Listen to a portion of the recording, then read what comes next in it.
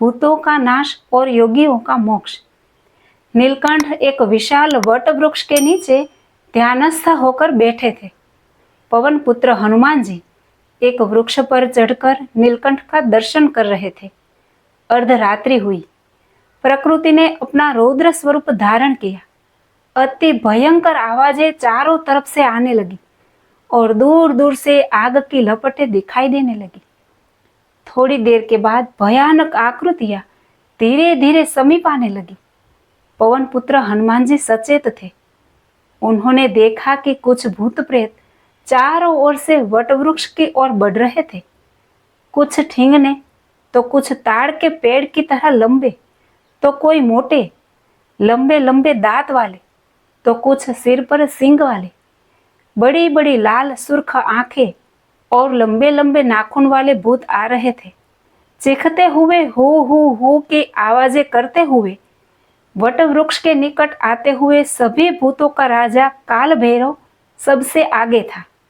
उसके हाथ में नुकीला भाला था। काल भैरव ने कहा, टूट पड़ो इस लड़के पर, यह हमारा शिकार है। यह सुनकर हनुमान जी हुकार के साथ भूतों पर टूट पड़े। उन्होंने पर्वत जितना विशाल स्वरूप धारण कर लिया।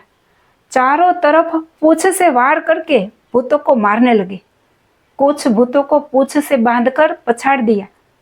वन में चारों ओर चीख पुकार और भागदौड़ मच गई। कुछ भूत भय के मारे भागने लगे, कुछ पछाड़ खाते टकराते दूर जाकर छिप गए।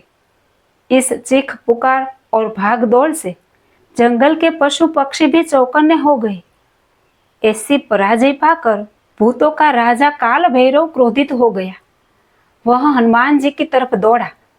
पवन पुत्र हनुमान जी ने उसे एक ही छलांग में दबोच लिया। उसे अपनी पूंछ से लपेटकर पकड़ा। फिर दोनों हाथों की दोनों मुठियां जोर से काल भैरव के सिर पर दे मारी। काल भैरव का सिर धड़ से अलग हो गया। रक्त की धारा बहने लगी। अन्य भूतों मार के डर से भाग निकले। पूर्व आकाश में सूर्य की लाली छाने लगी। सर्वत्र शांति फैल गई। नीलकंठ ने स्नान करके पूजा की। हनुमान जी मीठे फल ले आए। फलहार के बाद नीलकंठ ने हनुमान जी को प्रसाद दिया तथा प्रसन्न होकर आशीर्वाद भी दिए। वहां से प्रस्थान करके नीलकंठ ने पर्वतों पर चढ़ाई शुरू कर दी। जैसे जैसे वे पर्वत पर चढ़ते गए वैसे वैसे घनघोर जंगल दिखने लगा। पर्वत के ऊपर पहुंचे तो अत्यंत घना जंगल था। वहां दिन में भी अंधेरा रहता था। जंगल के बीचों बीच कुछ योगी तप कर रहे थे। उन्होंने नीलकंठ को देखा तो वे अति प्रसन्न हुए। उन्होंने सोचा, आज साक्षात भगवान दर्शन देने पधारे हैं। हमारी अनेक वर्षों की तपश्चर्या सफल हुई। उन्होंने नीलकंठ को सम्मान पूर्वक बुलाया। पर्णकुटी में रहने के लिए जगह साफ कर दी। सरोवर में साथ ले जाकर स्नान करवाया। नीलकंठ ने पूजा करके पूछा, यहाँ तो सर्वत्र जंगली वनस्पतियां हैं, खाने के लिए कुछ फल फूल मिलेगा क्या? सुनकर योगियों ने कहा, हमारे पास अक्षय पात्र है। प्रतिदिन दोपहर को जो चाहिए वह खाने को मिल जाता है। 4 दिन तक योगियों ने नीलकंठ वर्णी की बहुत सेवा की। प्रतिदिन नई नई चीजों की इच्छा करके अक्षय पात्र से निकालते और नीलकंठ को खिलाते। 5वें दिन जब नीलकंठ आगे जाने के लिए तैयार हुए तब सभी योगियों ने उनके चरण पकड़ लिए और कहने लगे, अपने आश्रय में लेकर आप हमारा उद्धार कीजिए। नीलकंठ ने प्रसन्न होकर कहा, अभी और थोड़े समय आप सब ध्यान कीजिए।